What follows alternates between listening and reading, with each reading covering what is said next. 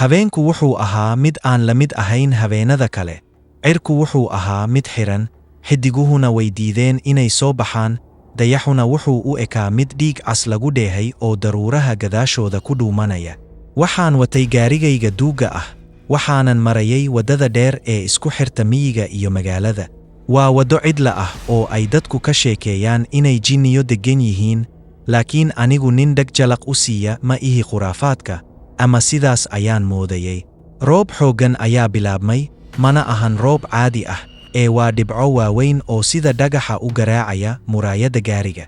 Codka roobku wuxuu la mid ahaa faro qof dhintay oo muraayadda garaacaya, si lama filaan ahna gaarigii wuu damay, iftiinkiina wuu bakhtiyey, mugdi qoto dheer ayaana i liqay. Wadnaha ayaa i booday, gacmahayga oo gariiraya ayaan isku dayay inaan gaariga kiciyo, laakiin wuu diiday. Waxaan eegay muraayadda hore markii biriq bilig tiri. Iftiinkaas yar ee ilbiriqsiga ah wuxuu ii muujiyey wax aanan weligay iloobi doonin.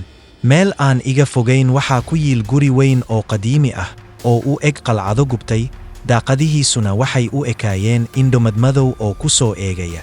Wax kale ma aanan haysan, taleefankaygu ma shaqaynayo, dhaxan ayaa ii haysa, waana inaan galo gurigaas si aan roobka uga dugsado. Albaabka gaariga ayaan furay, dabayl qabow oo xambaarsan ur u eg dhiig gaboobay iyo ciid qoyan ayaa wejiga iga dhirbaaxday. Waxaan u dhaqaaqay dhanka guriga, tallaabo walba oo aan qaado waxaan dareemayay inaan sii galayo afka yaxaas gaajo hayso.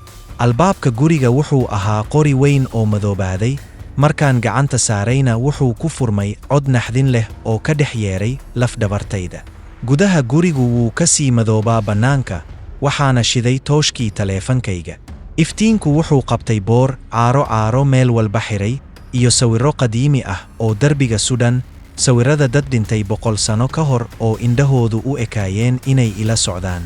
Cid ma joogtaa ayaan ku dhawaaqay, laakiin jawaabtu waxay noqotay aamusnaan culus oo dhegaha i xanuunjisay.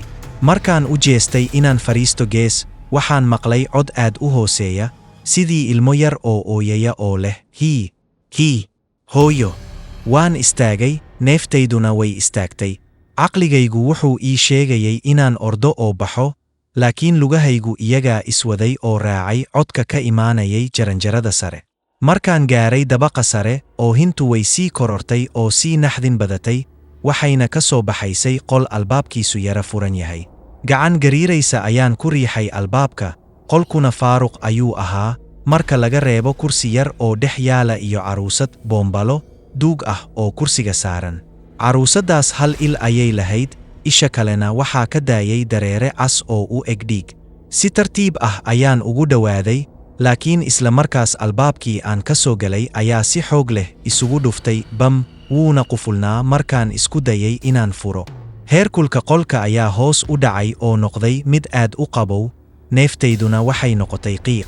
Waxaan dareemay in geeska qolka uu soo dhex taagan yahay, had dheer oo qaab bini'aadam leh, laakiin aan weji lahayn. Hadkii wuxuu farta ku fiiqay caruusadda, si lama filaan ahna caruusaddii ayaa madaxa ii soo jeedisay, afkeeda oo aan dhaqaaqin ayay tiri, maxaad u timid? Codku ma ahayn mid carruureed ee wuxuu ahaa codkii shaydaanka. Adigaa dilay, adigaa naga tagay, ayay sii raacisay. Isla markaas xusuus aan aasay sannado badan ka hor ayaa igu soo dhacday. Gurigan ma ahan guri qalaad, waa gurigii awowgay, waana gurigii aan ku ciyaari jirnay aniga iyo walaalkay yaraa ee ku dhacay ceelka dambe ee guriga 20 sano ka hor. Habeenkaas anigaa ku iri isoo raadi, anigaana ku dhuuntay qolkan. Markuu dhintayna waan cararay oo cidna uma sheegin inaan halkan joogay. Hadkii madoobaa wuxuu bilaabay inuu qaab yeesho oo u ekaado walaalkay, laakiin sidiisii ma ahayn. Wejigiisu wuu bararnaa, biyo iyo dhiig ayaa ka qubanayay, indhihiisana waxaa ka buuxay ciil. Walaal, waad qabowdahay, ii kaalay, ayuu yiri isagoo gacmihiisa qoyan ii soo taagaya. Waxaan isku dayay inaan qayliyo, laakiin cod igama soo bixin. Wuxuu dhegta iigu soo dhoweeyey afkiisa qoyan, wuxuuna igu yiri, hadda waa markaagii. Dhulka oo alwaax ahaa ayaa furmay sida af weyn, waxaana hoos ka muuqday ceelkii uu ku dhacay, biyo madow iyo codad leh soo bood. Gacmihiisa ayuu igu riixay, waxaan dareemay inaan ku dhacayo mugdi aan dhammaanayn, qayladayduna guriga ayay ku dhex wareegaysay. naxdin darteed ayaan indhaha kala qaaday, waxaanan arkay anigoo dhididsan, neef tuuraya oo dhex fadhiya gaarigaygii. Roobku wuu daayaa, muraayadda hore markaan eegayna gurigii weynaa ma jiro, waa dhul bannaan. Waa riyo miyaa ayaan isweydiiyey, laakiin markaan gacantayda eegay waan qallalay. Waxaa ku yaala dhiig qoyan iyo calaamado 5 farood ah oo gubasho ah oo garabkayga ku yaala. Si tartiib ah ayaan muraayadda gaariga ee gadaal wax laga arko u eegay. Kursiga dambe ee gaariga waxaa fadhiya wiil yar oo qoyan oo ii dhoola caddaynaya, wuxuuna yidhi, guriga ma tagnaa? Waxaan isku dayay inaan qayliyo, laakiin muraayadda gaariga ayaa madoobaatay. Muraayadda gaariga ee madoobaatay kadib, waxaan filayay dhimasho degdeg ah, laakiin dhimashadu may iman. Taa beddelkeeda, matoorka gaariga ayaa si lama filaan ah u guuxay, isteerinkuna iskii ayuu u wareegay anigoon taaban. Gaarigu wuxuu bilaabay inuu xawaare ku dhaqaaqo, isagoo jeexaya mugdiga iyo roobka. Jirkaygu wuxuu noqday mid curyaan ah, xubnahaygu way diideen inay dhaqaaqaan, codkayguna dhuunta ayuu ku xannibmay. Waxaan muraayadda hore ka daawanayay sida gaarigu u qaadayo waddo aanan aqoon, waddo ay dhinacyada ka taagan yihiin geedo qallalan oo u eg lafo bini'aadam oo gubtay. Kursiga dambe, neefsashada wiilka yar, walaalkaygii dhintay, waxay ahayd mid culus, qoyan, oo dhagta ii saaran. Waan kuu xiisay walaal, ayuu si xabeeb leh u yidhi, codkiisuna wuxuu xambaarsanaa dhaxan baraf ah oo lafaha i xanuunjisay. Waxaan isku dayay inaan indhaha isku qabto, inaan naftayda u sheego in tani ay tahay riyo kale, laakiin gacanta yar, qabow, oo qoyan ayaa si tartiib ah u soo taabatay dhabankayga midig. Urta soo baxday waxay ahayd urta biyaha fadhiya iyo dhoobada qudhuntay ee ceelka. Maxaad ii aastay? Ayuu i weydiiyey, codkiisuna hadda wuxuu ahaa mid ciil iyo carruurnimo isku jira. Waxaan sugayay inaan wada ciyaarno. Gaarigu wuxuu ku socday xawaare waali ah, nalalka horena waxay iftiiminayeen waddo ku dhammaanaysa meel bannaan.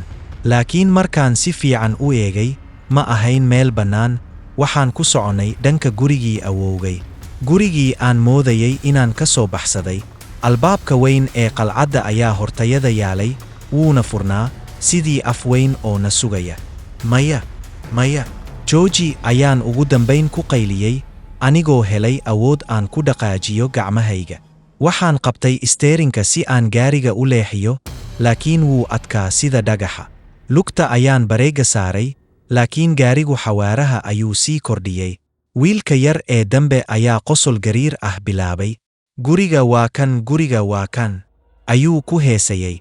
Gaarigu wuxuu si toos ah u abbaaray derbiga guriga, laakiin halkii aan ku dhici lahayn, derbigii wuxuu noqday sida qiiqa. Waxaan dhex marnay derbiga, waxaanan toos u galnay barxadda dambe. Halkaas oo uu ku yaalay ceelkii. Ceelka afkiisu wuu furnaa, biyo madow oo karkaraya ayaana ka muuqday. Gaarigu ma istaagin, wuxuu si toos ah ugu quusay afka ceelka. Soo dhowow, ayuu yidhi walaalkay. Waxaan dareemay dhicitaan dheer. Gaarigu wuxuu ku dhacay biyaha. Jabaq! Biyaha qabow wasakhda ah ayaa daaqadaha ka soo jebiyey. Waxaan dareemay inaan neefta waayayo. Biyuhu waxay galeen sankayga, afkayga iyo sanbabadayda. Mugdi dhammaystiran. Laakiin dhexda mugdigaas, waxaan arkayay indhaha walaalkay oo u ifaya sida 2 xiddig oo cas. Gacmihiisa ayuu ii soo taagay, markan si aan ii badbaadin, laakiin si uu ii hayo. Hadda weligeen ma kala tagayno, ayuu igu yidhi isagoo biyaha dhexdooda ka hadlaya. Anigoo sii quusaya, neefta ugu dambaysa ay iga sii baxayso, ayaan arkay wax la yaab leh. Dusha sare ee biyaha halkii iftiinku ka soo galayay, waxaan ku arkay weji, waa wejigayga. Haa, wejigayga ayaa ka soo eegaya ceelka afkiisa. Qofka sare taagan wuxuu ahaa aniga, nool, qallalan, oo dhoola caddaynaya. Laakiin kan biyaha ku jira, kan dhimanaya, waa aniga dhabta ah. Markaas ayaan fahmay, walaalkay igama uusan aarsanayn kaliya, wuxuu rabay noloshayda. Wuxuu qaatay jirkayga, booskayga iyo mustaqbalkayga. Wuxuu iga tagay ceelka sidii aan aniguba uga tagay 20 sano ka hor. Subaxdii xigtay, qorraxdu waxay u soo baxday si qurux badan. Shimbiraha ayaa heesayay. Waddada dhinaceeda waxaa laga helay gaari duug ah oo dhoobo qarisay, laakiin cidna kuma jirin. Booliisku waxay sheegeen in darawalku maqan yahay, laakiin magaalada dhexdeeda nin dhalinyaro ah oo wata magacayga laakiin leh indho kulul oo aan naxariis lahayn ayaa dadka u sheekaynayay. walaalkay wuxuu aaday meel fog ayuu yidhi isagoo dhoola caddaynaya, laakiin anigu waan soo laabtay. sheekadu halkaas ayay ku dhammaatay. laakiin habeen walba marka roobku da'o, dadka deegaankaas waxay maqlaan cod ka imaanaya ceelka duugga ah ee gurigaas. cod nin weyn oo ooyaya oo leh, "I soo saar, fadlan i soo saar, waa mugdi halkan."